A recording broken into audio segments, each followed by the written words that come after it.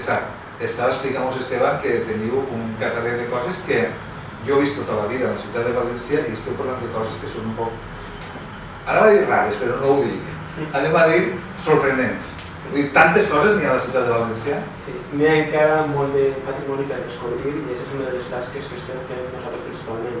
Com ha comentat Esteban, no només ficar en valor el que ja se coneix de València, el que la gent quan ve de fora, el que vol veure, sinó també buscar entre les cares de València, entre els edificis, en els racons que té la ciutat, que té moltes, patrimoni que no es fica en valor, perquè moltes vegades està fora o molt allunyat de les rutes turístiques i clar, desplaçar el grup cap allí a vegades presenta un poc de molesta, doncs anem a veure el que està sempre en línia recta, anem a veure el típic, i el que n'hi ha al costat no és útil. Nosaltres el que fem són rutes específiques on sí que agafem aquest patrimoni, encara que el patrimoni estigui deteriorat o no estigui encara rehabilitat, i nosaltres en les rutes el fiquem en valor.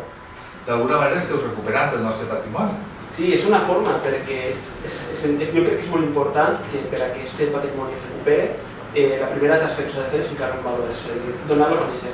Si continua en l'oblit i l'abandonament, òbviament el patrimoni cau en desús i el patrimoni acaba destruït. Una cosa que jo sé, perquè ho hem estudiat en Treball Llengua, és que els valencians som el principal col·lectiu de turistes de la nostra comunitat.